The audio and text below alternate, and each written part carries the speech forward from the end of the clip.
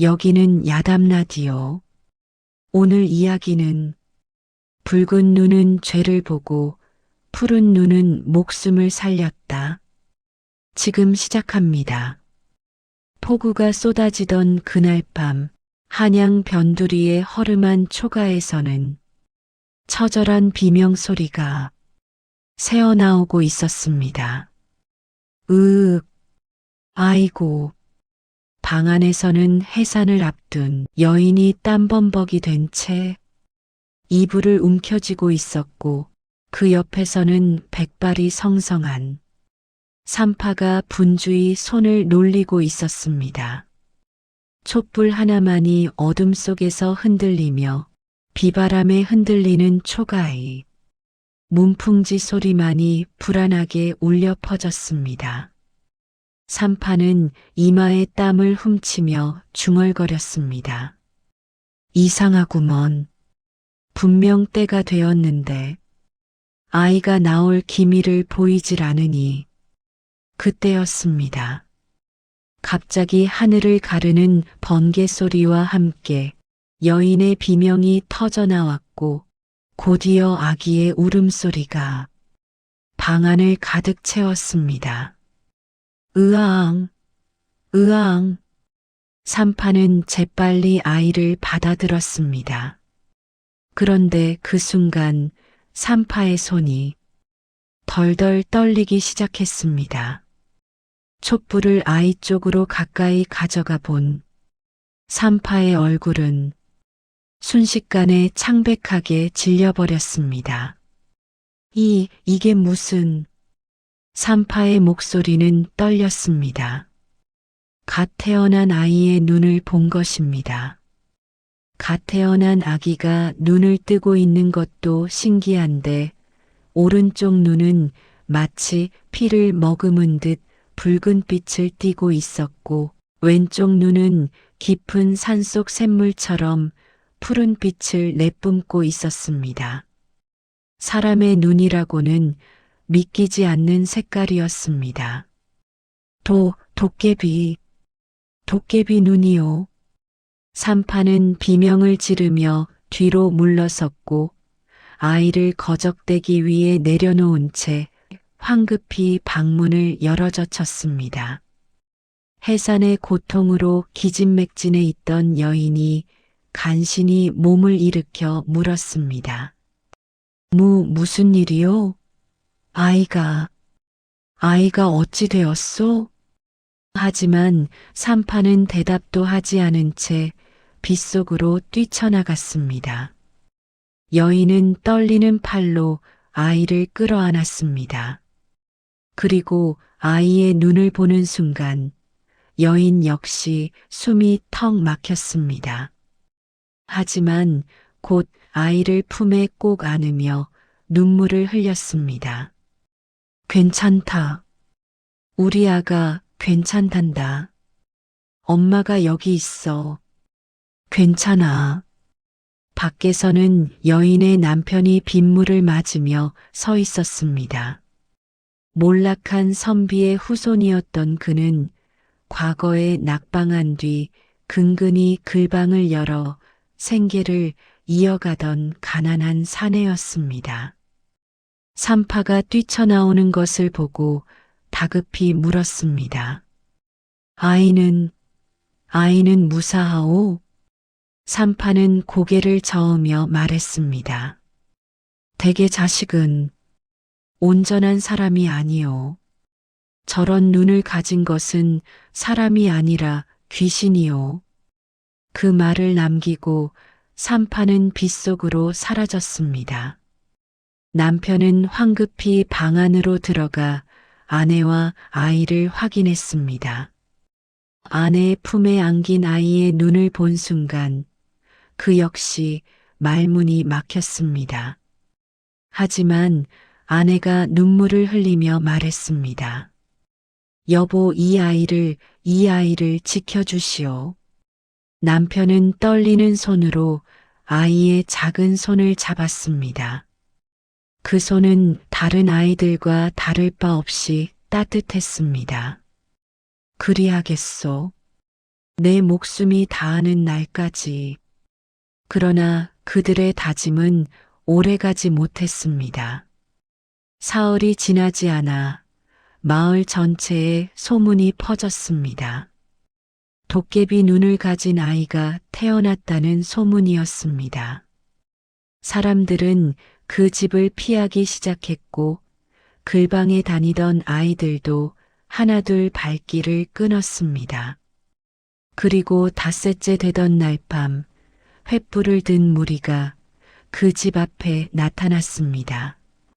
앞장선 것은 수령의 하인들이었고 그 뒤로는 마을 사람들이 겁에 질린 얼굴로 서 있었습니다. 문을 열어라. 당장 문을 열지 못할까? 선비는 떨리는 목소리로 대답했습니다. 무슨 일로 이 밤중에 불길한 것을 숨겼다는 죄로 너를 잡으러 왔다. 문이 거칠게 열리고 하인들이 안으로 쳐들어왔습니다. 그들은 선비를 마당으로 끌어냈고 곤장으로 등을 내리쳤습니다. 감히 도깨비 새끼를 낳아 마을의 재앙을 부르려 하였느냐? 아니옵니다. 제 자식은 다만 눈 색깔이 다를 뿐 아무런 해도 끼치지 않았습니다. 하지만 하인들은 듣지 않았습니다. 그들은 집 안으로 쳐들어가 곡식과 문서를 빼앗았고 심지어 여인이 품고 있던 은비녀까지 낚아챘습니다. 이것들도 관에 바쳐야 하느니라. 도깨비를 낳은 죗값이니라. 여인이 아이를 품에 안은 채 애원했습니다. 제발 아이는 아무 죄도 없습니다. 하지만 하인 하나가 아이를 빼앗으려 손을 뻗었습니다. 그 순간이었습니다. 품속의 아이가 갑자기 눈을 떴고 붉은 눈이 하인을 똑바로 바라보았습니다. 하인은 갑자기 비명을 지르며 뒤로 물러섰습니다. 으악! 저 눈이 나를 보고 있소. 하인은 제 가슴을 움켜쥐며 헐떡였습니다. 마치 큰 죄를 지은 사람이 벌을 받는 듯한 모습이었습니다. 다른 하인들도 그 모습을 보고는 겁을 먹었습니다. 저것은 정령 사람이 아니오. 당장 없애버려야 하오. 선비는 피를 토하듯 외쳤습니다. 안 됩니다. 제 자식입니다. 제발. 하지만 하인들은 이미 횃불을 처마에 던졌고 불길이 순식간에 번지기 시작했습니다. 이 집은 부정한 곳이다. 불태워버려라. 선비 부부는 아이를 안고 뒷문으로 도망쳤습니다. 빗속을 헤매며 산으로 도망쳤습니다. 뒤에서는 횃불과 고함 소리가 따라왔습니다. 그날 밤 아이는 부모의 품속에서 떨고 있었습니다. 그리고 그 붉은 눈은 이미 세상의 악의를 느끼기 시작했습니다. 태어났다는 이유만으로 그 아이는 죄인이 되었습니다. 산으로 도망친 선비 가족은 깊은 숲속 바위 틈에 몸을 숨겼습니다. 빗물이 옷을 적시고 차가운 바람이 온몸을 파고들었지만 그들은 숨소리조차 내지 못한 채 떨고 있었습니다. 여인은 젖은 천으로 아이를 감싸며 작은 목소리로 말했습니다. 여보, 아이가 너무 차가워요. 이러다간. 선비는 자신의 도포를 벗어 아내와 아이를 덮어주었습니다. 조금만 참으시오. 날이 밝으면 더 깊은 산으로 들어가겠소. 하지만 그들이 숨을 곳은 없었습니다. 다음 날 새벽 수령의 부하들이 개를 끌고 산으로 들어왔습니다. 그들은 마을 사람들을 억지로 동원하여 수색대를 만들었고 산 전체를 샅샅이 뒤지기 시작했습니다. 저 도깨비 새끼를 찾아내지 못하면 마을 전체가 재앙을 입을 것이다. 수령의 명을 받은 좌수가 외쳤고 겁에 질린 마을 사람들은 어쩔 수 없이 산으로 올라갔습니다. 선비 가족은 더 깊은 곳으로 도망쳤습니다. 하지만 여인은 해산한 지 얼마 되지 않아 몸이 약했고 걸음걸이가 비틀거렸습니다. 선비가 아내를 부축하며 말했습니다. 조금만 더 가면 저 너머 골짜기가 있어. 여보, 저는 괜찮으니 아이만이라도. 그런 말 마시오. 우리 셋이 함께 살아남을 것이오. 하지만 추격은 점점 가까워졌습니다. 개 짖는 소리와 사람들의 고함 소리가 등 뒤에서 울려 퍼졌습니다. 그때였습니다. 갑자기 선비 가족 앞에 말을 탄 사내가 나타났습니다. 바로 수령 정찬봉이었습니다. 그는 말 위에서 내려다보며 비웃듯 말했습니다. 허허, 글만 읽던 서생 주제에 도망은 제법 빠르구려. 선비는 아내와 아이를 등 뒤로 감추며 애원했습니다. 참봉날이 제발 목숨만은. 아이는 아무 죄도 없습니다. 정찬봉은 코웃음을 쳤습니다. 죄가 없다고? 그 눈을 보고도 그런 소리를 하느냐? 저것은 하늘이 내린 재앙이니라. 아닙니다.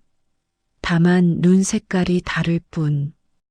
그 외에는 다른 아이들과 다를 바가 없습니다. 닥치거라. 정찬봉이 손을 들자 부하들이 일제히 활시위를 당겼습니다. 나는 이 고을의 수령이다. 백성의 안위를 지키는 것이 내 책무니라. 저 괴물을 살려두었다가 마을에 역병이 돌거나 흉년이 들면 그 책임을 누가 지겠느냐? 선비는 무릎을 꿇었습니다. 나리, 제발 제 목숨을 가져가셔도 좋으니. 아이만은. 하지만 정찬봉의 눈빛은 차갑기만 했습니다. 아니, 그 눈 속에는 다른 것이 보였습니다. 바로 탐욕이었습니다. 그 아이의 눈. 그 눈에는 분명 무언가가 있다. 귀신을 보는 눈이든 미래를 보는 눈이든 그것을 내가 가진다면. 정찬봉은 중얼거리며 말에서 내렸습니다.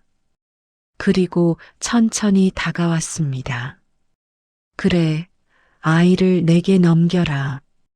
그럼 너희 부부는 살려주마. 여인이 비명을 질렀습니다. 안 됩니다. 절대 안 됩니다. 선비가 정찬봉 앞을 막아섰습니다. 나리, 제발. 제가 무엇이든 하겠습니다. 노비가 되어도 좋고 평생 관아에서 일해도 좋으니. 비켜라. 나리, 비키라 했다.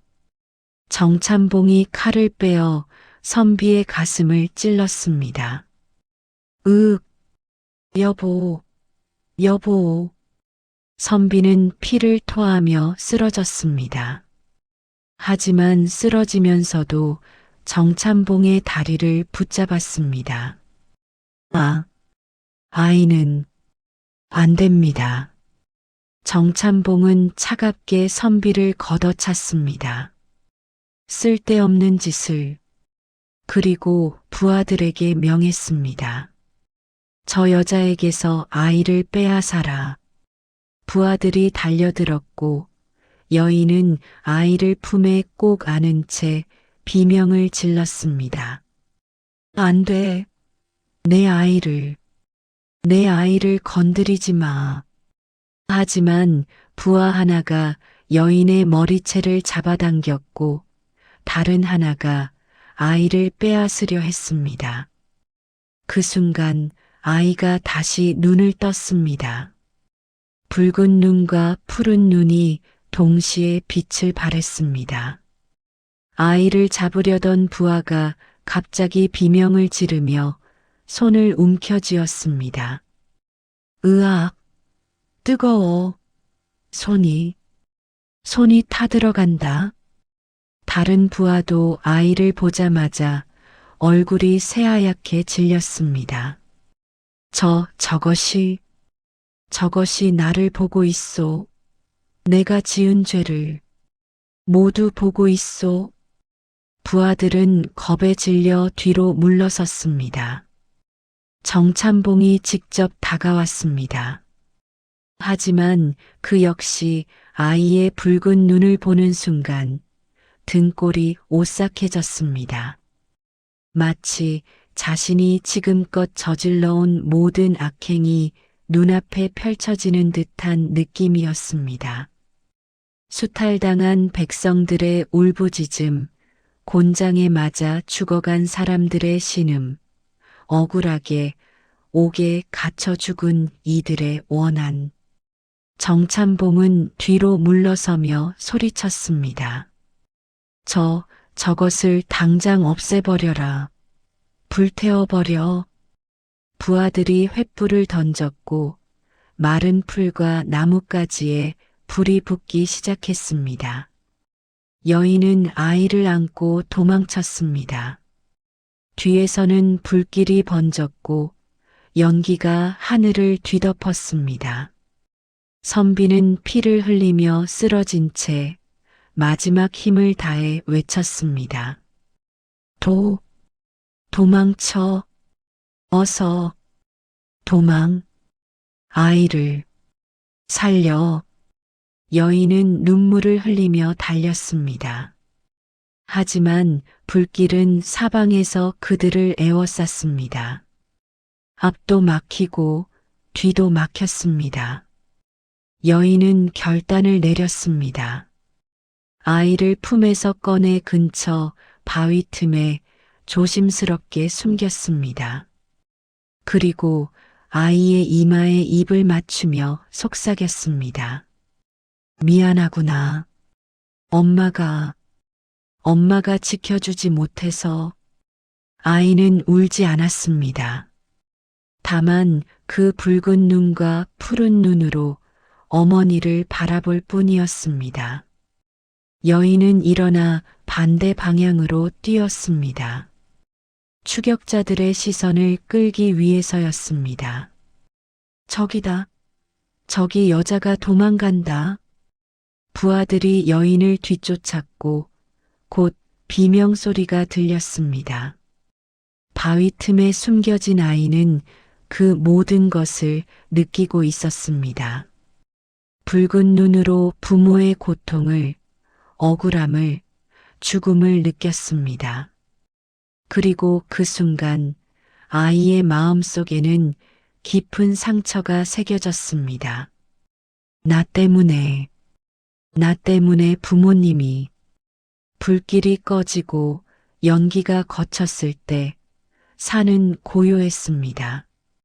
다만 바위 틈에서 작은 울음소리만이 새어나왔습니다. 으앙.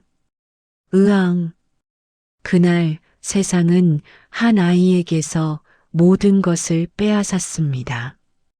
그리고 그 아이의 붉은 눈은 악의 실체를 똑똑히 기억했습니다. 그로부터 사흘이 지났습니다.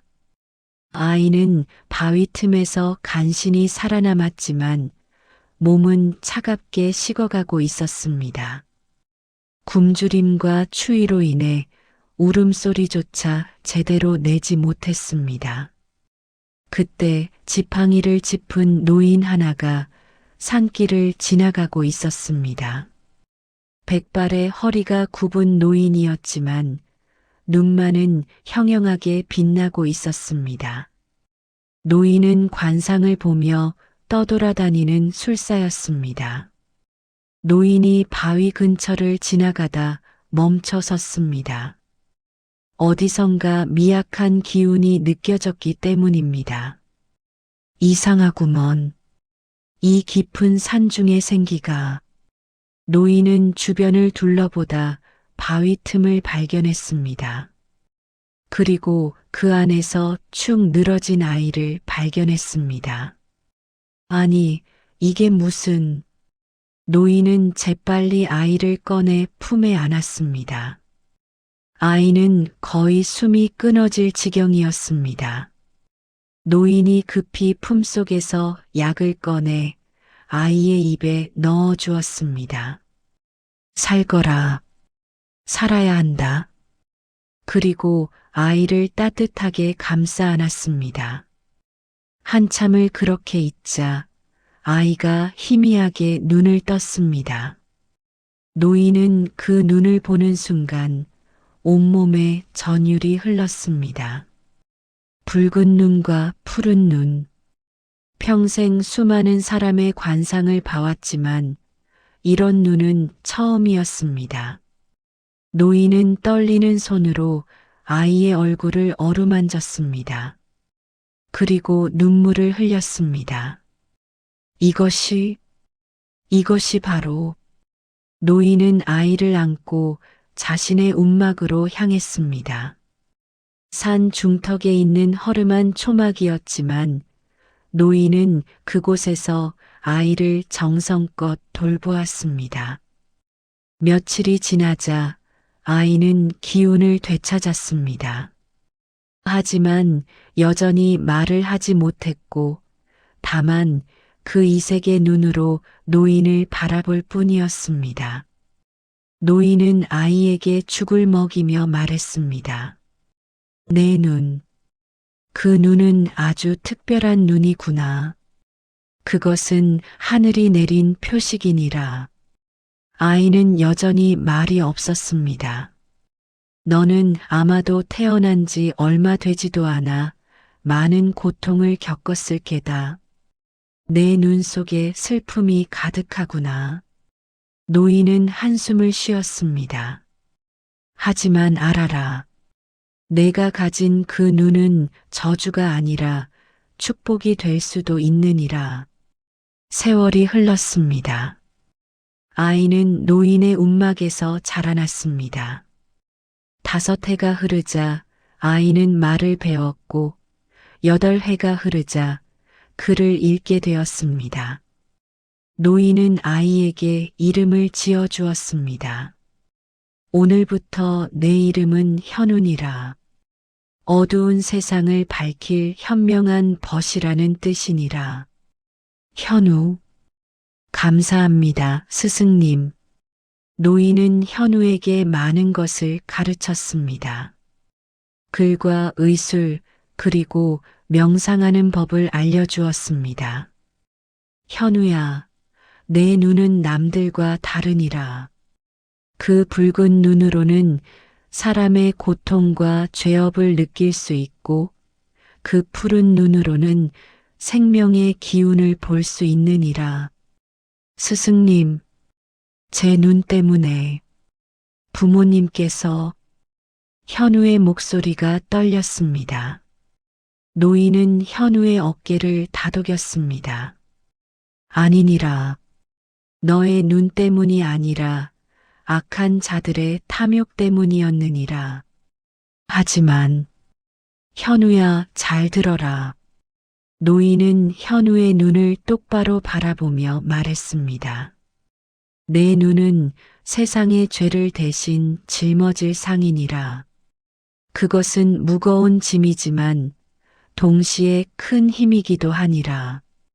내가 그 힘을 어떻게 쓰느냐에 따라 너는 괴물이 될 수도 구원자가 될 수도 있느니라. 구원자라. 저 같은 자가 어찌 할 수 있느니라. 내가 내게 의술을 가르치는 이유가 바로 그것이니라. 노인은 현우에게 약초를 캐는 법을 가르쳤습니다. 그런데 놀라운 일이 벌어졌습니다. 현우가 푸른 눈으로 산을 바라보면 어디에 어떤 약초가 있는지 보였던 것입니다. 스승님, 저기, 저 바위 뒤에 삼이 있습니다. 뭐라? 저기는 아무것도. 하지만 바위 뒤를 확인해 보니 정말로 산삼이 자라고 있었습니다. 노인은 무릎을 탁 쳤습니다. 그래, 바로 그것이니라. 내 푸른 눈은 생명을 보는 눈이니라. 현우는 점점 더 많은 것을 배워나갔습니다. 침을 놓는 법, 맥을 짚는 법, 약을 다리는 법을 익혔습니다. 그리고 그의 푸른 눈은 사람의 몸속 혈맥까지 볼 수 있었습니다. 어느 날 산 아래 마을에서 급한 사람이 찾아왔습니다. 노술사님, 제발 우리 아이를 살려주십시오. 열흘째 열이 내리지 않습니다. 노인은 몸이 불편했고 대신 현우를 보냈습니다. 현우야, 내가 가거라. 내 눈으로 병을 보고 내 손으로 치료하거라. 하지만 스승님, 제 눈을 보면 사람들이 두려워할 것이니라. 하지만 내가 그 아이를 살린다면 그들은 깨닫게 될 것이니라. 내 눈이 괴물의 눈이 아니라 구원의 눈임을 말이니라. 현우는 삿갓을 깊이 눌러쓰고 마을로 내려갔습니다. 아이는 높은 열로 신음하고 있었고 온 가족이 울고 있었습니다. 현우는 아이의 맥을 짚었습니다. 그리고 푸른 눈으로 아이의 몸을 보았습니다. 아이의 뱃속에 도끼가 가득 차 있는 것이 보였습니다. 이 아이는 독초를 먹었습니다. 예, 그럴 리가. 아이가 사흘 전에 산에서 나무를 캐왔는데 그것이었습니다. 아이가 캔 나물 중에 독초가 섞여 있었던 것입니다. 현우는 즉시 약을 다려 아이에게 먹였습니다. 그리고 정성껏 침을 놓았습니다. 밤새도록 아이를 돌본 끝에 새벽녘이 되자 아이의 열이 내렸습니다. 깨어났습니다. 가족들이 기뻐 울었습니다. 그리고 현우에게 고개를 숙였습니다. 은인이십니다. 정말 감사합니다. 그때 현우의 삿갓이 벗겨졌습니다. 가족들은 현우의 눈을 보고 잠시 놀랐습니다. 하지만 곧 무릎을 꿇었습니다. 신령님께서 우리 아이를 살려주신 것입니까? 현우는 황급히 손을 저었습니다. 아닙니다. 저는 그저 의원일 뿐입니다. 아닙니다. 그 눈은 분명 하늘이 내린 표식입니다. 은인께서 우리 아이를 살려주셨습니다. 현우는 그날 처음으로 깨달았습니다. 자신의 눈이 누군가를 죽이는 것이 아니라 누군가를 살릴 수 있다는 것을 말입니다. 움막으로 돌아온 현우는 노인에게 말했습니다. 스승님, 저는 제 눈으로 사람을 살릴 수 있었습니다. 노인은 미소 지었습니다. 그래, 이제 알겠느냐? 내 눈은 저주가 아니라 축복이니라. 남들이 멀리하던 그 눈이 이제는 내 생존의 무기가 된 것이니라. 현우는 눈물을 흘렸습니다. 태어나서 처음으로 자신의 존재를 긍정할 수 있었습니다. 그날부터 현우는 본격적으로 떠돌이 의원의 길을 걷기 시작했습니다. 삿갓을 쓰고 약 보따리를 메고 병든 이들을 찾아다녔습니다. 남들이 괴물이라 부르던 그 눈이 이제는 생명을 구하는 눈이 되었습니다. 세월이 흘러 현우는 25살의 청년이 되었습니다. 노 관상가 스승은 이미 세상을 떠났고 현우는 혼자 도성 변두리를 떠돌며 병자들을 치료하고 있었습니다. 그는 부자나 권세가의 부름은 받지 않았습니다. 오직 가난하고 병든 이들만을 찾아다녔습니다. 사람들은 그를 이목의원이라 불렀습니다. 다른 색의 눈을 가진 의원이라는 뜻이었습니다. 어느 추운 겨울날이었습니다. 현우가 도성 뒷골목을 지나가는데 누더기를 걸친 어린 소녀가 쓰레기 더미 속에서 떨고 있는 것을 발견했습니다. 현우는 다가가 소녀를 살폈습니다. 소녀는 굶주림과 추위로 거의 죽어가고 있었습니다. 아이야, 정신을 차려라. 소녀는 희미하게 눈을 떴습니다. 그리고 현우의 다른 색 눈을 보고도 놀라지 않았습니다. 오히려 작게 미소 지었습니다. 예쁜 눈이에요. 그 말을 남기고 소녀는 다시 정신을 잃었습니다. 현우는 소녀를 업고 자신의 움막으로 데려갔습니다. 정성껏 죽을 끓여 먹이고 약을 다려 마시게 했습니다. 사흘 밤낮을 간호한 끝에 소녀는 깨어났습니다. 여기는 어디예요? 안심하거라. 이제 괜찮다. 소녀는 현우를 물끄러미 바라보았습니다. 아저씨는 누구세요? 나는 떠돌이 의원이니라. 너는? 소녀는 고개를 숙였습니다. 저는 이름도 없어요. 부모님도 없고 그냥 거지예요. 현우는 소녀의 머리를 쓰다듬었습니다. 그럼 오늘부터 내 이름은 은별이니라. 은하수의 별처럼 빛나라는 뜻이니라. 은별, 저한테 이름을 지어주시는 거예요? 그렇다.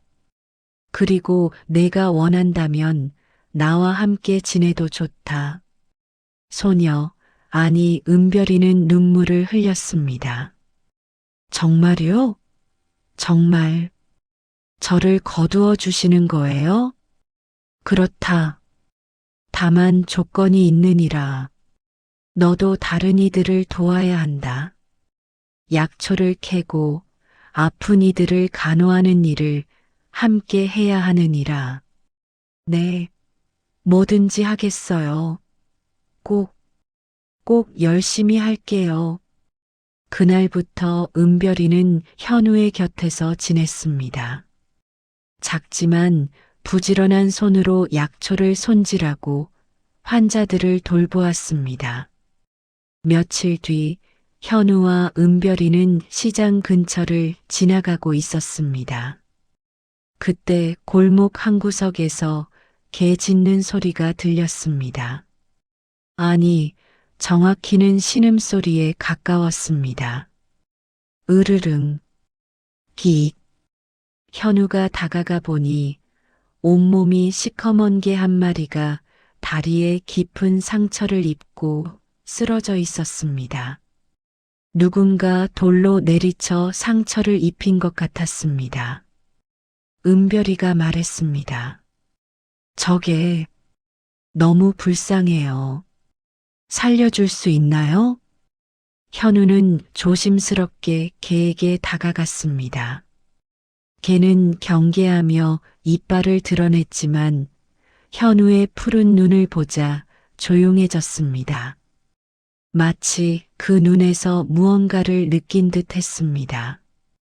괜찮다. 내가 너를 치료해주마. 현우는 개의 상처를 정성껏 치료했습니다. 약초를 찧어 바르고 천으로 감아주었습니다. 개는 순순히 치료를 받았고 현우의 손을 핥았습니다. 착하구나.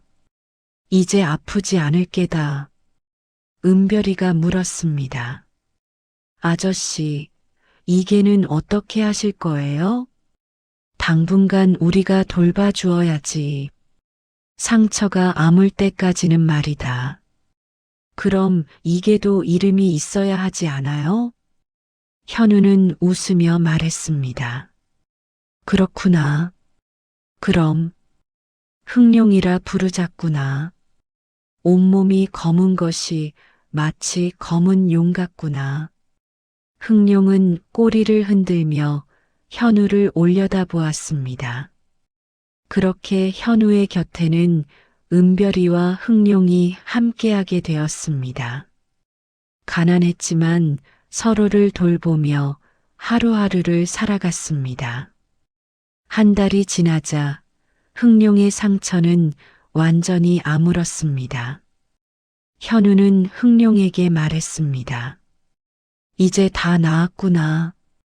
가고 싶은 곳이 있으면 가거라. 하지만 흑룡은 움직이지 않았습니다.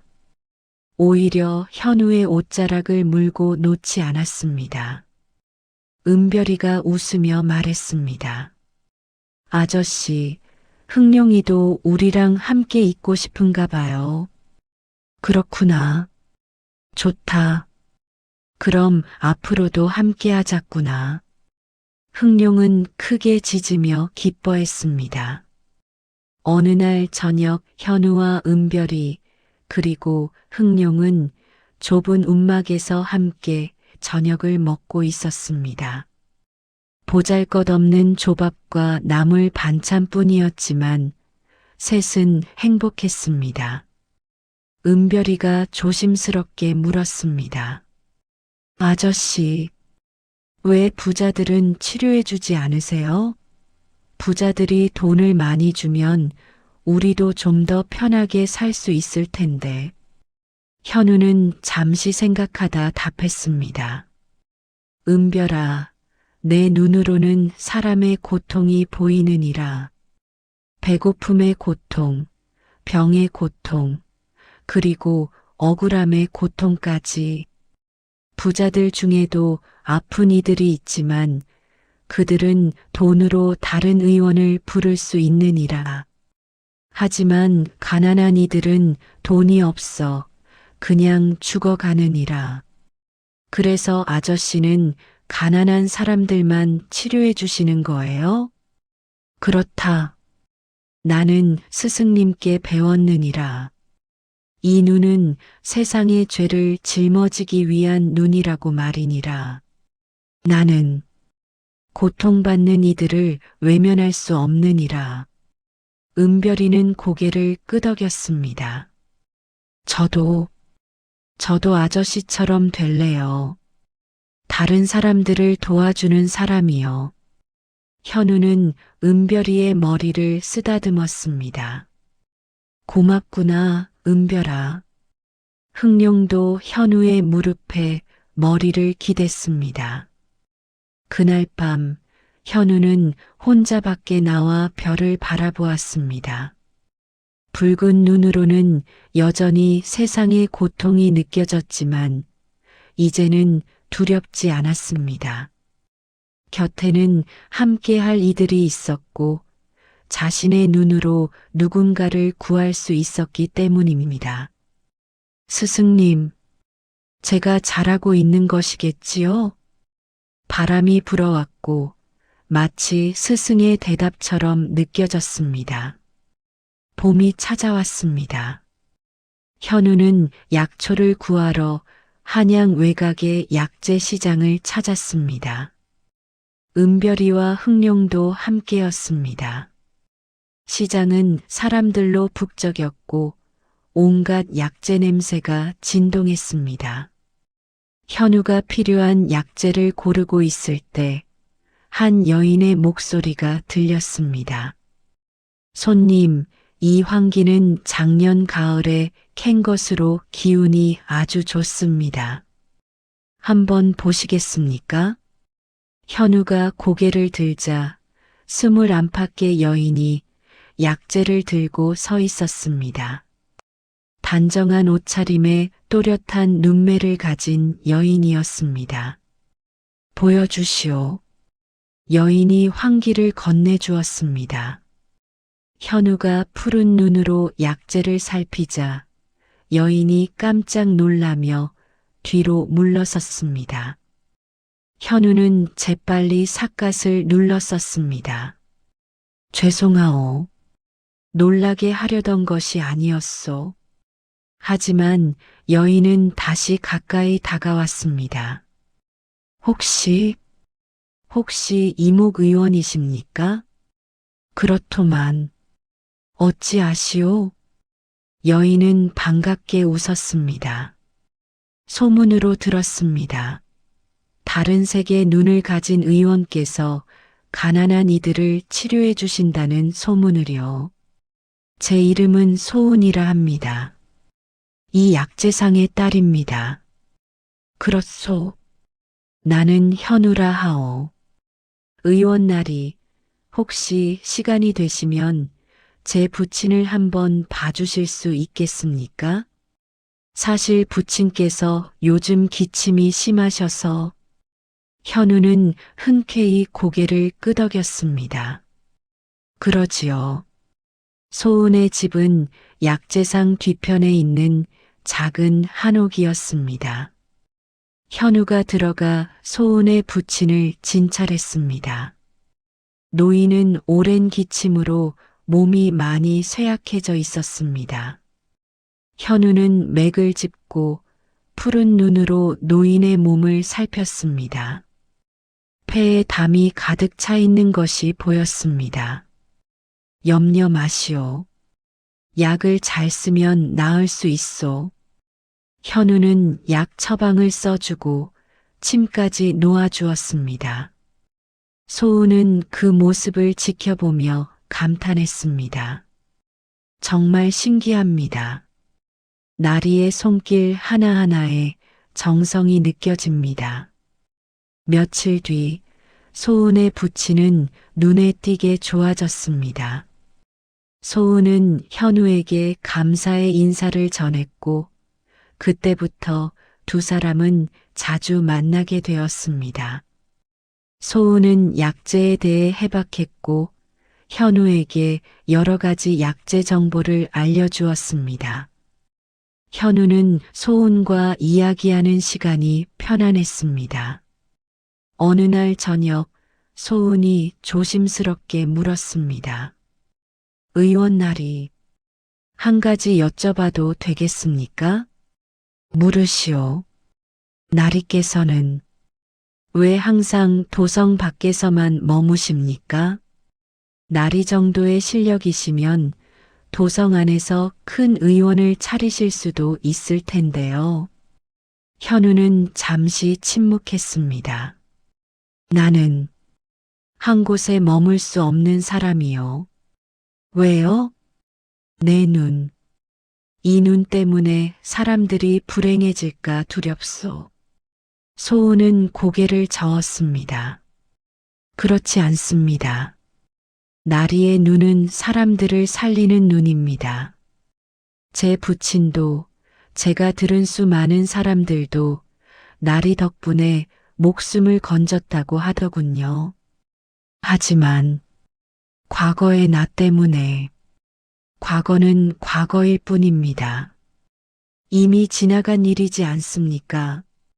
소은이 현우의 눈을 똑바로 바라보며 말했습니다. 나리께서는 지금 도망치고 계십니다. 과거의 아픔에서 책임에서 도망치고 계시는 겁니다. 현우는 놀라 소은을 바라보았습니다. 도망친다고? 그렇습니다. 나리의 능력은 축복입니다. 그런데 나리께서는 그 축복을 마치 저주처럼 여기고 계십니다. 한 곳에 정착하지 못하고 떠돌아다니며 숨어 지내시지 않습니까? 그것은 나리, 저도 소문을 들어합니다. 정확히는 알 수 없으나 나리께서 과거에 큰 아픔을 겪으셨다는 것을요. 하지만 그 아픔 때문에 지금 살릴 수 있는 사람들까지 외면하시는 것은 옳지 않습니다. 현우는 말문이 막혔습니다. 소은의 말이 가슴 깊이 박혔기 때문입니다. 소은 낭자, 그대는 모르오. 나 때문에 부모님께서 돌아가셨소. 나 때문에 많은 사람들이 고통받았소. 만약 내가 한 곳에 머물러 또다시 누군가를, 그럼 아무도 살리지 않겠다는 말씀입니까? 소은의 목소리가 높아졌습니다. 나리께서 도망치면 누가 가난한 백성들을 치료합니까? 나리께서 숨으면 누가 그들을 살립니까? 하지만 나리의 눈은 세상의 죄를 보는 눈이라 하셨지요? 그렇다면 지금 나리께서 도망치는 것도 죄가 아닙니까? 살릴 수 있는데 살리지 않는 것, 그것이야말로 진짜 죄입니다. 현우는 깊은 한숨을 쉬었습니다. 소은 낭자, 그대는 너무 강하오. 강한 것이 아닙니다. 당연한 것을 말하는 것뿐입니다. 소은이 한 걸음 다가왔습니다. 저는 나리를 믿습니다. 나리의 눈이 축복이라는 것을, 나리께서 많은 이들을 구할 수 있다는 것을 믿습니다. 그러니 제발 도망치지 마십시오. 현우는 소은을 바라보았습니다. 그녀의 눈은 진심으로 가득했습니다. 내가 정말 도망치지 않는다면 그대는 함께 해줄 수 있겠소? 소은은 빙그레 웃었습니다. 물론입니다. 제가 약재를 구해드리고 나리께서 환자를 치료하시면 되지 않겠습니까? 하지만 위험할 수도 있소. 내 곁에 있으면 두렵지 않습니다. 오히려 나리 곁에 있는 것이 제게는 기쁨입니다. 현우의 가슴이 뛰었습니다. 태어나서 처음으로 누군가가 자신의 곁에 머물러 주겠다고 했습니다. 두려움이 아닌 믿음으로 말입니다. 소은, 네, 현우 나리, 고맙소. 정말 고맙소. 두 사람은 서로를 바라보며 미소 지었습니다. 그날 밤 현우는 움막으로 돌아와 은별이에게 말했습니다.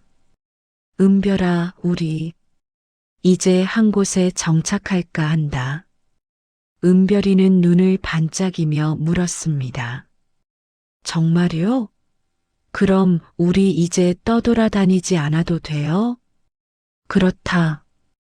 그리고 앞으로는 소은이라는 분도 함께할 것이니라. 은별이는 장난스럽게 웃었습니다. 아저씨, 혹시 그 언니를 좋아하세요? 현우는 당황하며 기침을 했습니다. 그런 것이 아니라. 에이, 거짓말. 아저씨 얼굴이 빨개졌어요. 흥룡도 꼬리를 흔들며 짖었습니다. 현우는 쓴웃음을 지었지만 가슴 한편이 따뜻해졌습니다. 소은이라는 존재가 자신에게 용기를 주었습니다. 도망치지 말라는 그녀의 말이 마치 하늘의 뜻처럼 느껴졌습니다. 하지만 현우는 몰랐습니다. 곧 자신이 피할 수 없는 운명과 마주하게 될 것이라는 사실을 말입니다. 그로부터 보름이 지났습니다. 현우는 소은과 함께 도성 외곽에 작은 의원을 차렸습니다. 비록 초라한 곳이었지만 병든 백성들이 하나둘 찾아왔고 현우는 그들을 정성껏 치료했습니다. 어느 날 저녁 갑자기 말을 탄 하인들이 의원 앞에 나타났습니다. 그들은 화려한 옷을 입고 있었고 권세가의 시종들임이 분명했습니다. 이목 의원이 여기 있다는데 맞소? 현우가 나가 답했습니다. 그렇더만 무슨 일이시오? 우리 대감마님께서 중병에 걸리셨소. 도성의 어떤 의원도 병을 고치지 못했소. 그대가 와서 치료해 주시오. 현우는 잠시 망설였습니다. 부자 권세가의 부름은 받지 않는다는 것이 그의 원칙이었기 때문입니다. 하지만 하인은 급했습니다. 제발 부탁이오. 대감마님께서 돌아가시면 저희 모두가 큰일이오. 소은이 현우의 옷소매를 살짝 잡아당기며 속삭였습니다. 날이 사람의 목숨은 귀천이 없지 않습니까? 현우는 고개를 끄덕였습니다. 알겠소. 가겠소. 현우는 약 보따리를 챙겨 하인들을 따라갔습니다. 소은과 은별이 그리고 흑룡도 함께했습니다. 저택은 도성 안쪽 깊숙한 곳에 자리하고 있었습니다. 높은 담과 기와집, 넓은 마당을 보니 상당한 권세가임이 분명했습니다. 현우 일행이 안으로 들어서자 집안은 초상집처럼 어두웠습니다. 하인들과 가족들이 울상을 짓고 있었고 안채에서는 신음소리가 들려왔습니다. 이쪽으로 오시오. 현우가 병자가 누워있는 방으로 안내되었습니다. 촛불이 켜진 방 안에는 노인 하나가 누워 있었습니다. 얼굴은 창백했고 숨소리는 가늘었습니다. 현우가 노인에게 다가가 얼굴을 보는 순간 온몸이 굳어버렸습니다.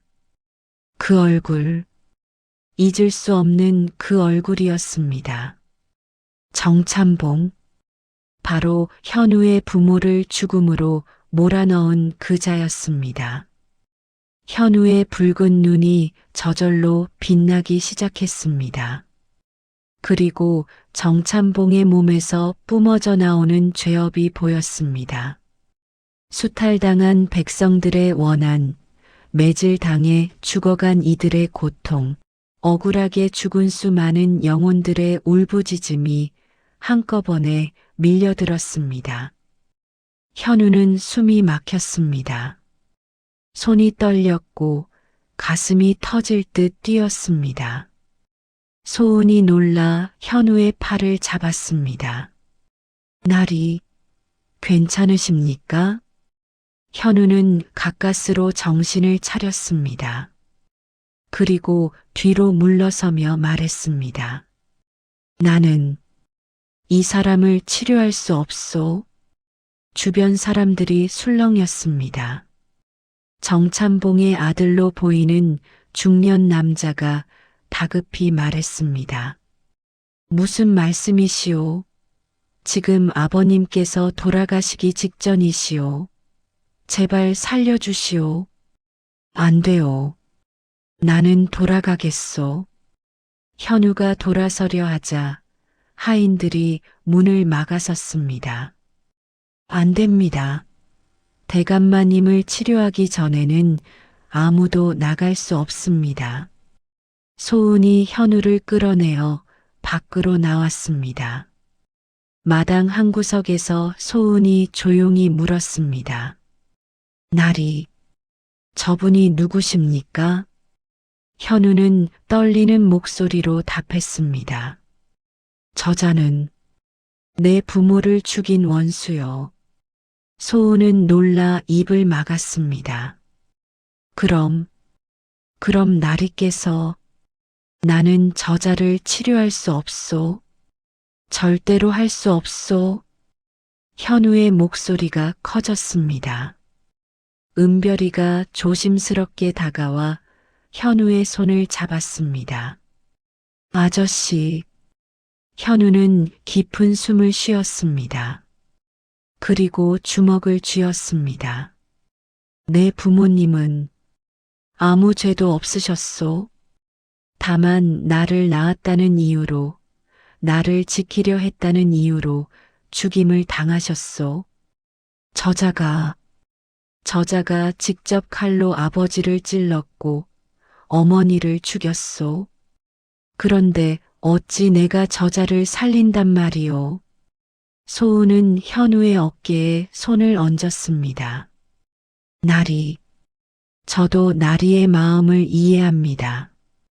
하지만 무엇이오? 나리께서는 의원이십니다. 의원은 사람을 살리는 것이 본분입니다. 본분이라 원수까지 살려야 하는 것이 본분이란 말이오? 소은은 조용히 말했습니다. 나리께서 결정하십시오. 어떤 결정을 하시든 저는 나리의 뜻에 따르겠습니다. 다만 저는 나리께서 후회하지 않는 선택을 하셨으면 합니다. 현우는 밤하늘을 올려다보았습니다. 별들이 총총히 빛나고 있었습니다. 그때 은별이가 작은 목소리로 말했습니다. 아저씨, 저는 잘 모르겠지만 아저씨께서 저를 살려주셨을 때 아저씨는 제가 누구인지 묻지 않으셨어요. 그냥 죽어가는 사람이니까 살려주셨잖아요. 현우는 은별이를 내려다보았습니다. 은별아, 아저씨가 하시는 대로 하세요. 저는 그게 맞는 것 같아요. 현우는 긴 한숨을 쉬었습니다. 그리고 다시 방으로 들어갔습니다. 정찬봉은 여전히 신음하며 누워 있었습니다. 현우는 그 옆에 무릎을 꿇고 앉았습니다. 손은 여전히 떨렸지만 현우는 침통을 꺼냈습니다. 그리고 정찬봉의 맥을 짚었습니다. 푸른 눈으로 정찬봉의 몸을 보았습니다. 오장육부가 모두 망가져 있었습니다. 오랜 세월 탐욕과 방탕으로 몸을 혹사한 결과였습니다. 현우는 알 수 있었습니다. 이 병은 단순한 병이 아니었습니다. 정찬봉이 평생 저질러온 죄업이 쌓이고 쌓여 몸을 망가뜨린 것이었습니다. 현우는 침을 들었습니다. 하지만 그 침을 정찬봉의 혈자리에 꽂기 전에 조용히 말했습니다. 당신을 살려주겠소. 하지만 용서하지는 않을 것이요. 현우는 침을 놓기 시작했습니다. 하나하나 정확한 혈자리에 침을 꽂아 나갔습니다. 밤새도록 현우는 정찬봉을 치료했습니다. 새벽이 되자 정찬봉의 숨소리가 조금 안정되었습니다. 얼굴에도 약간의 혈색이 돌았습니다. 현우는 일어나 밖으로 나왔습니다. 동쪽 하늘이 밝아오고 있었습니다. 소은이 다가와 물었습니다. 나리, 괜찮으십니까? 현우는 고개를 끄덕였습니다. 괜찮소. 다만 이것으로 끝이 아니오. 무슨 말씀이십니까? 현우는 저택을 바라보며 말했습니다. 저자를 살리기는 했소. 하지만 저자의 죄까지 덮어줄 생각은 없소. 현우의 붉은 눈이 다시 한번 빛났습니다. 그 눈에는 결연한 의지가 담겨 있었습니다. 며칠이 지나자 정찬봉은 기력을 되찾았습니다. 죽음의 문턱에서 돌아온 것이었습니다. 정찬봉의 가족들은 현우에게 감사의 인사를 전했고 많은 돈을 주려 했습니다. 하지만 현우는 한 푼도 받지 않았습니다. 돈은 필요 없소. 다만 한 가지 요구가 있소. 정찬봉의 아들이 물었습니다. 무엇이든 들어드리겠습니다. 말씀하십시오. 당신 부친과 단둘이 이야기할 시간을 주시오. 아들은 의아해했지만 고개를 끄덕이고 물러났습니다. 방 안에는 현우와 정찬봉만 남았습니다. 정찬봉은 침상에 기대 앉아 현우를 바라보았습니다. 그대가 나를 살렸다는구려. 고맙소. 현우는 차갑게 답했습니다. 감사는 필요 없소. 그렇다면 무슨 일로? 현우가 삿갓을 벗었습니다. 그러자 붉은 눈과 푸른 눈이 드러났습니다. 정찬봉은 그 눈을 보는 순간 온몸이 얼어붙었습니다. 그 눈은 기억하시오? 25해 전 한양 변두리에서 한 아이를 죽이려 했던 일을 말이요. 정찬봉의 얼굴이 창백해졌습니다. 설마 내가 그때 그 아이란 말이냐? 그렇소. 당신이 죽이려 했던 바로 그 아이요. 당신이 내 아버지를 칼로 찌르고 내 어머니를 죽음으로 몰아넣었소. 정찬봉은 식은땀을 흘리며 뒤로 물러섰습니다. 그것을 그 갓난 것이 어찌 기억을 해. 그리고 왜? 그렇다면 왜 나를 살린 것이냐? 복수하려던 것이 아니었단 말이냐? 현우는 조용히 말했습니다. 당신을 죽이는 것은 쉬웠소. 침 하나만 잘못 놓았어도 당신은 숨을 거두었을 것이요. 하지만 나는 당신을 살렸소. 왜 그런 짓을?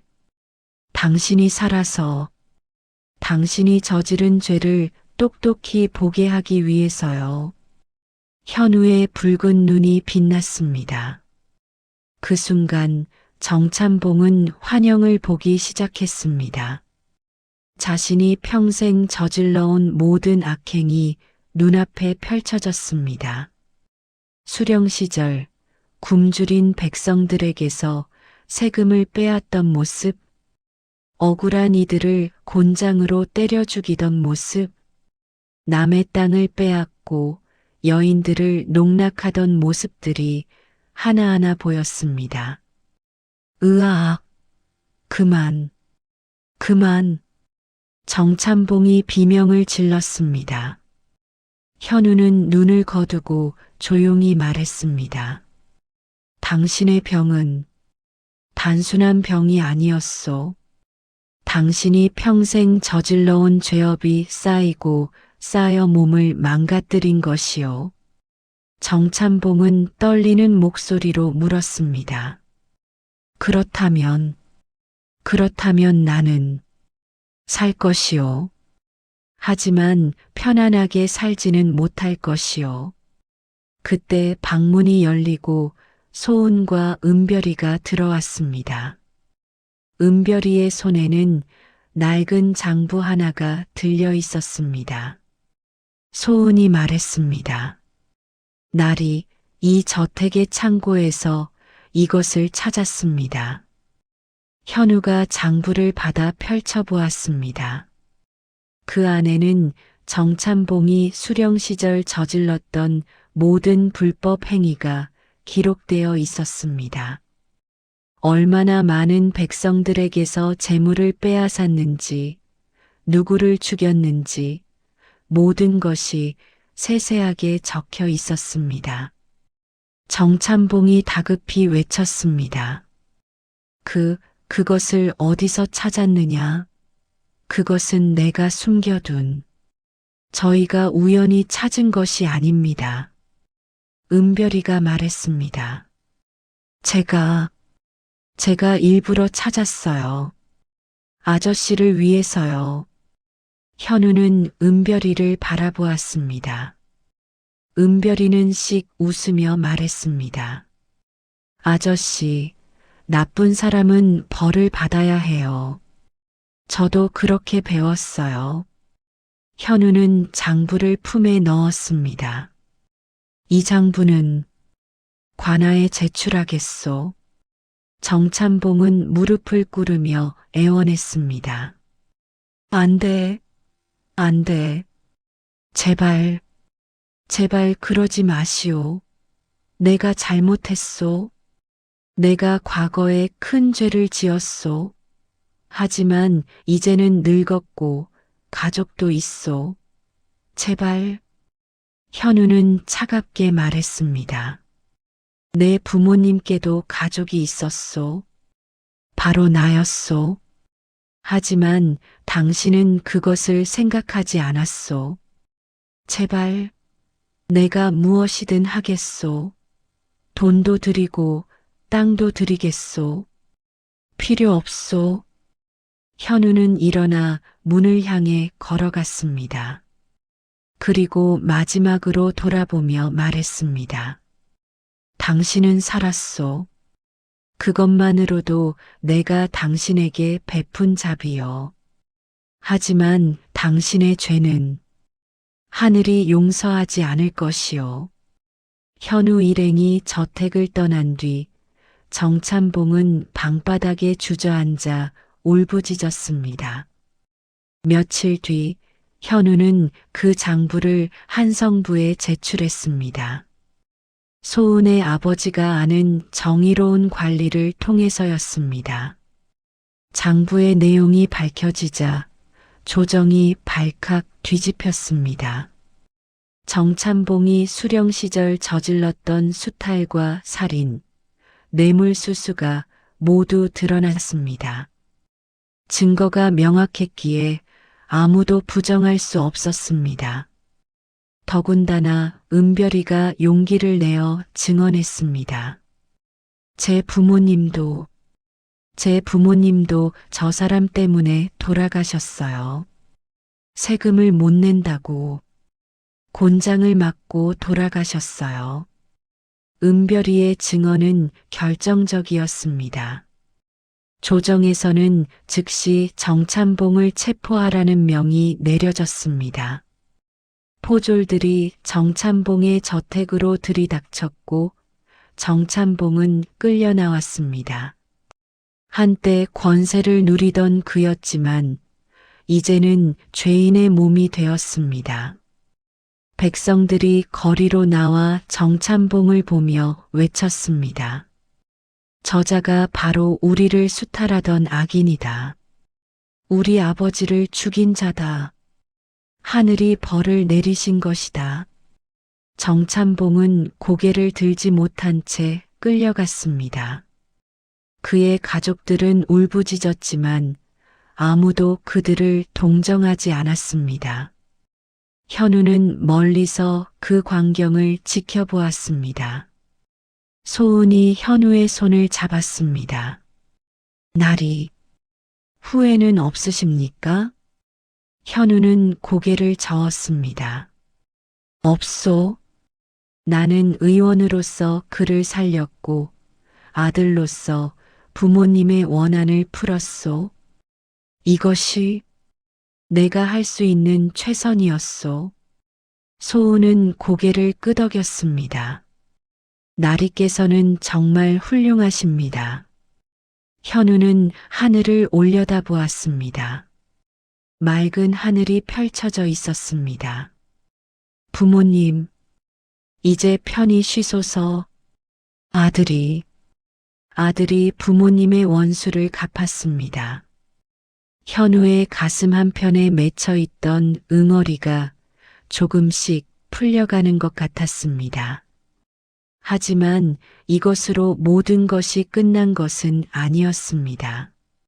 정찬봉의 최후가 아직 남아 있었습니다. 정찬봉은 한성부 감옥에 갇혔습니다. 한때 권세를 누리던 그였지만 이제는 죄수복을 입고 좁은 옥방에 갇혀 있었습니다. 조정에서는 정찬봉에 대한 조사가 이루어졌습니다. 장부에 기록된 내용들이 하나하나 확인되었고 피해를 입은 백성들의 증언이 이어졌습니다. 저자가 제 남편을 곤장으로 때려 죽였습니다. 우리 가족의 땅을 빼앗았습니다. 제 딸을 욕보였습니다. 증언은 끝이 없었습니다. 정찬봉이 수령으로 재직하던 10여 년 동안 얼마나 많은 악행을 저질렀는지가 낱낱이 드러났습니다. 조정의 대신들도 분노했습니다. 이런 자가 수령 자리에 있었다는 것 자체가 조정의 수치였습니다. 곧 정찬봉에 대한 판결이 내려졌습니다. 파직, 재산 몰수, 그리고 귀양. 정찬봉은 먼 섬으로 유배를 가게 되었습니다. 한양을 떠나는 날 백성들이 거리에 늘어서서 그를 보았습니다. 어떤 이는 침을 뱉었고 어떤 이는 돌을 던졌습니다. 악인에게 천벌을, 내가 우리에게 한 짓을 이제 받는 것이다. 정찬봉은 고개를 숙인 채 끌려갔습니다. 그의 얼굴에는 후회와 원망이 뒤섞여 있었습니다. 현우는 그 광경을 멀리서 지켜보았습니다. 소은이 조용히 물었습니다. 나리, 이제 마음이 좀 편해지셨습니까? 현우는 고개를 끄덕였습니다. 그렇소. 부모님께서 이제 조금은 편히 쉬실 수 있을 것 같소? 귀향길에 오른 정찬봉은 험한 산길을 넘어야 했습니다. 나이도 많고 병을 앓은 뒤라 몸이 약해진 그에게는 가혹한 여정이었습니다. 길을 가던 중 정찬봉은 쓰러졌습니다. 호송하던 관리들이 급히 그를 일으켰지만 정찬봉은 일어나지 못했습니다. 물을. 하지만 아무도 그에게 물을 주지 않았습니다. 한때 그가 백성들에게 그랬던 것처럼 이제는 아무도 그를 도우려 하지 않았습니다. 정찬봉은 길가에 쓰러진 채 신음했습니다. 그의 눈앞에는 과거에 자신이 괴롭혔던 사람들의 얼굴이 스쳐 지나갔습니다. 내가 잘못했다. 용서해다오. 하지만 그 누구도 그의 말을 들어주지 않았습니다. 이미 너무 늦었습니다. 해가 지고 밤이 되자 정찬봉은 차가운 땅바닥에 누워 있었습니다. 호송 관리들은 불을 피워놓고 따뜻하게 지냈지만 정찬봉에게는 담요 한 장 주지 않았습니다. 추운 밤이었습니다. 정찬봉의 몸은 점점 차가워졌고 숨소리는 점점 약해졌습니다. 새벽녘 한 관리가 정찬봉을 확인하러 갔습니다. 이봐, 일어나. 이제 다시 가야. 하지만 정찬봉은 대답이 없었습니다. 관리가 가까이 다가가 확인해 보니 정찬봉은 이미 숨을 거둔 뒤였습니다. 죽었다. 정찬봉이 죽었다. 관리들은 서둘러 보고서를 작성했습니다. 정찬봉은 귀양 가는 도중 병으로 죽었다고 기록되었습니다. 그의 시신은 길가에 임시로 묻혔습니다. 화려한 장례도 비석도 없었습니다. 다만 이름 없는 무덤 하나만이 남았을 뿐입니다. 며칠 뒤 정찬봉의 죽음 소식이 한양에 전해졌습니다. 백성들은 환호했습니다. 하늘이 악인을 벌하셨다. 정말로 인과응보로구나. 정찬봉의 가족들은 재산을 모두 몰수당하고 쫓겨났습니다. 한때 권세를 누리던 저택은 비어 있었고 곧 다른 사람의 손에 넘어갔습니다. 정찬봉과 결탁했던 권문세가들도 조사를 받았고 여러 명이 처벌을 받았습니다. 조정은 이를 계기로 지방 관리들의 비리를 엄격히 단속하기 시작했습니다. 현우는 약재상에서 이 소식을 들었습니다. 소은의 아버지가 말했습니다. 이보게, 사위 들었는가? 정찬봉이 귀양 가던 중에 죽었다고 하네. 현우는 잠시 침묵했습니다. 그리고 조용히 말했습니다. 그렇군요. 하늘의 뜻이 분명하네. 악인은 결국 벌을 받는 법이지.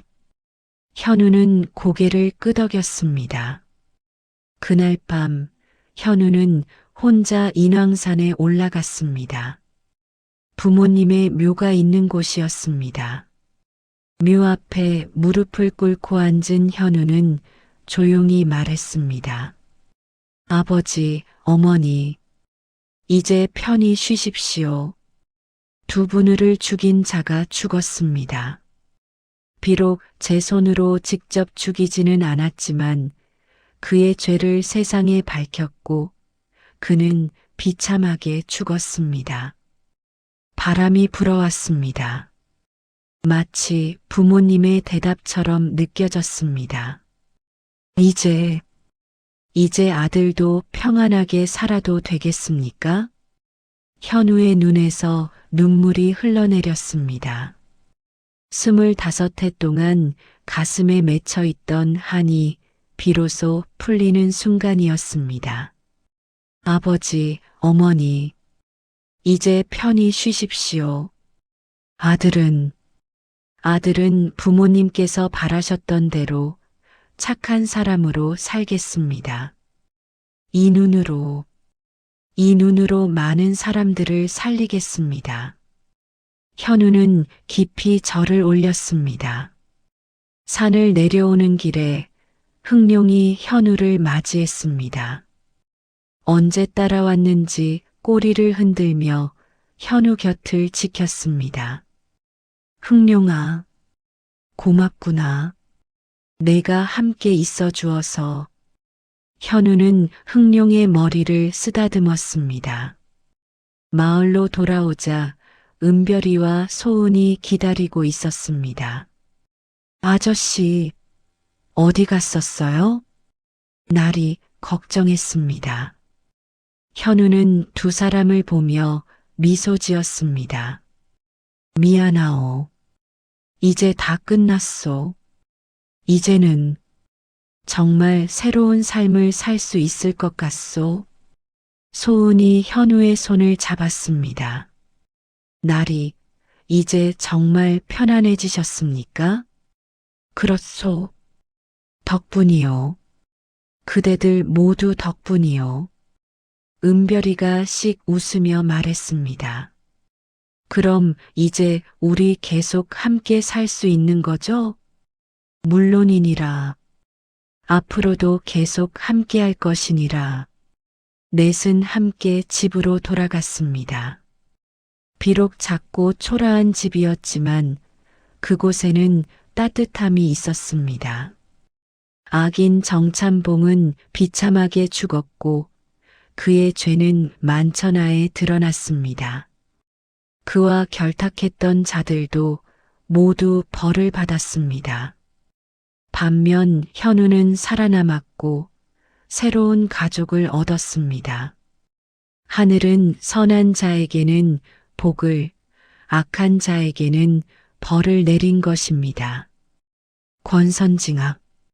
그것이 바로 하늘의 이치였습니다. 그로부터 1년이 흘렀습니다. 이목 의원은 한양에서 가장 유명한 곳이 되었습니다. 비록 부자들을 치료하지는 않았지만 가난한 백성들 사이에서는 현우를 신령처럼 여겼습니다. 이목 의원 나리께서 우리 아이를 살렸습니다. 저분의 눈은 정말로 하늘이 내린 축복입니다. 현우는 여전히 삿갓을 쓰고 다녔지만 이제는 사람들이 그의 눈을 두려워하지 않았습니다. 오히려 그 눈을 보면 안심했습니다. 그 눈이 자신들을 살려줄 것이라 믿었기 때문입니다. 소은은 현우의 곁에서 약재를 관리하고 환자들을 돌보았습니다.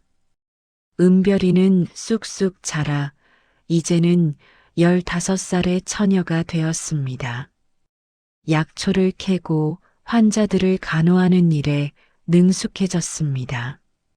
언젠가는 자신도 의원이 되겠다며 현우에게 열심히 배웠습니다. 흥룡은 여전히 현우의 곁을 지켰습니다. 이제는 나이가 들어 털에 흰빛이 섞였지만 여전히 충직했습니다. 어느 가을날이었습니다. 현우는 멀리 산속 마을에서 역병이 돌고 있다는 소식을 들었습니다. 즉시 약 보따리를 챙겨 길을 나섰습니다.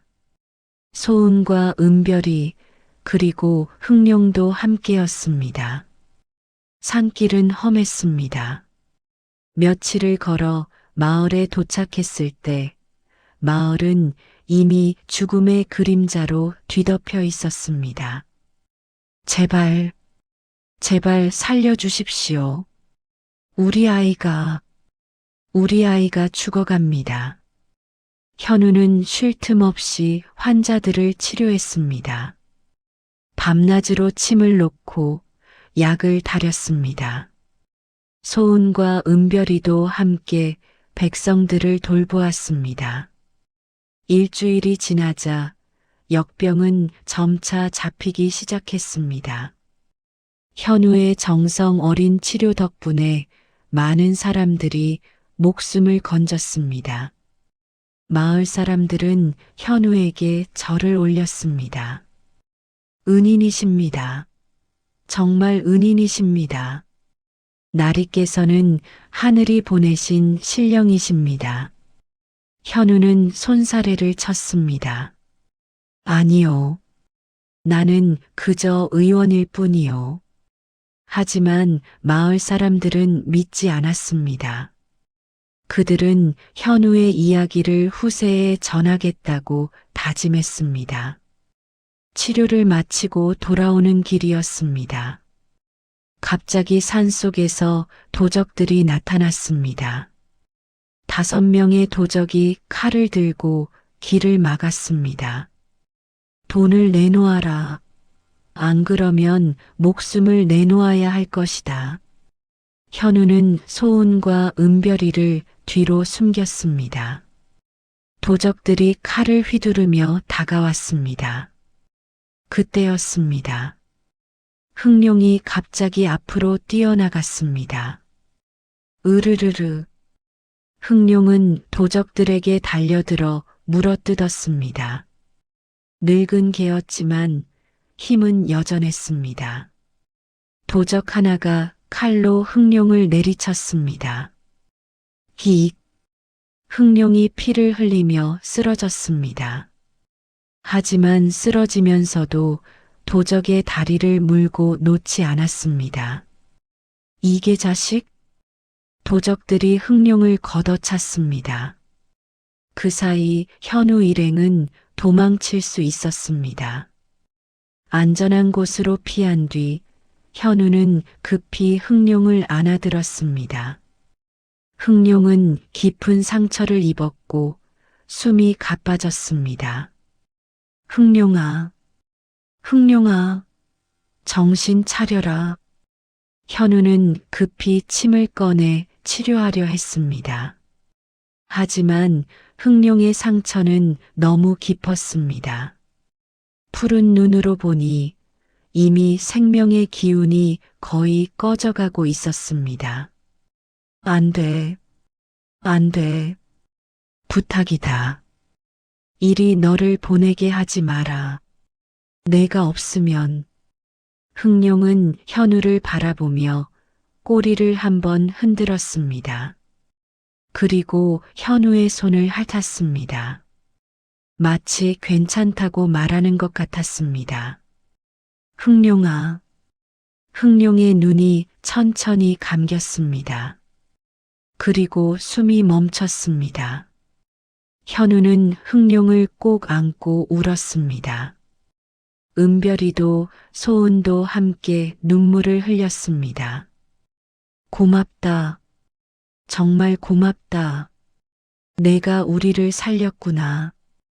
현우는 그 자리에 흥룡을 묻어주었습니다. 작은 무덤을 만들고 돌로 표시를 해두었습니다. 편히 쉬거라. 흥룡아, 너는 정말 훌륭한 친구였다. 그날의 일은 마을 사람들 사이에 또 다른 전설이 되었습니다.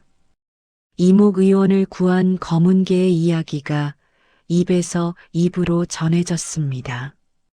세월은 더욱 흘렀습니다. 현우와 소은은 미처 올리지 못한 늦은 혼례를 올렸습니다. 성대한 잔치는 아니었지만 마을 사람들이 모두 모여 축하해 주었습니다. 은별이는 훌륭한 의원 보조가 되었고 언젠가는 독립하여 자신만의 의원을 차리겠다는 꿈을 키웠습니다. 현우는 나이가 들어서도 여전히 가난한 백성들을 치료했습니다. 어떤 날은 산속 깊은 마을까지 걸어가서 병자 한 명을 치료하기도 했습니다.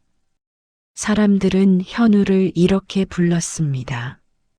신의 하늘이 내린 의원이라는 뜻이었습니다. 어느 겨울날 현우는 노인이 되어 은별이와 함께 마을을 걷고 있었습니다. 은별이도 이제는 중년의 여인이 되어 있었습니다. 한 아이가 달려와 물었습니다. 할아버지, 할아버지의 눈은 왜 색깔이 다른 거예요? 현우는 빙그레 웃으며 답했습니다. 이 눈은 사람들을 보는 눈이란다. 붉은 눈으로는 아픔을 보고 푸른 눈으로는 생명을 본단다. 와, 신기해요. 아이가 눈을 반짝이며 말했습니다. 할아버지는 정말 대단하세요. 우리 엄마가 그랬어요. 할아버지는 하늘이 보낸 분이라고요. 현우는 아이의 머리를 쓰다듬었습니다. 아니란다. 할아버지는 그저 사람들을 도우려 노력했을 뿐이란다. 은별이가 옆에서 말했습니다. 아저씨, 아니 아버지. 아버지께서는 정말 많은 사람들을 구하셨어요. 저도 그중 한 명이고요. 현우는 은별이를 바라보며 미소 지었습니다. 은별아, 너도 이제 훌륭한 의원이 되었구나. 모두 아버지 덕분입니다. 두 사람은 함께 집으로 돌아갔습니다. 집 앞에는 소은이 저녁을 준비하며 기다리고 있었습니다. 그날 밤 현우는 별을 바라보며 생각했습니다. 스승님, 부모님, 그리고 흥룡아, 나는 내가 할 수 있는 최선을 다했소. 이 눈을 저주가 아닌 축복으로 만들었소. 별들이 반짝였습니다. 마치 모두가 고개를 끄덕이는 것 같았습니다. 세월이 더욱 흘렀습니다. 현우가 세상을 떠난 뒤에도 사람들은 그의 이야기를 전했습니다. 옛날 옛적에 이목 의원이라는 분이 계셨단다. 그분의 오른쪽 눈은 붉어서 사람의 아픔을 보았고 왼쪽 눈은 푸르러서 생명을 살릴 수 있었단다. 처음에는 사람들이 그분을 도깨비라고 불렀지. 하지만 결국 그분이야말로 우리를 살린 신령님이었단다. 그분 덕분에 얼마나 많은 사람들이 목숨을 건졌는지 모른단다. 현우의 이야기는 전설이 되었습니다. 그리고 그 전설은 대대로 이어져 내려왔습니다. 도깨비 눈이라 불렸던 아이가 결국에는 조선 백성들의 생명을 구한 신이가 되었다는 이야기. 붉은 눈은 죄를 보고 푸른 눈은 목숨을 살렸다는 이야기. 그 이야기는 지금도 어딘가에서 전해지고 있습니다.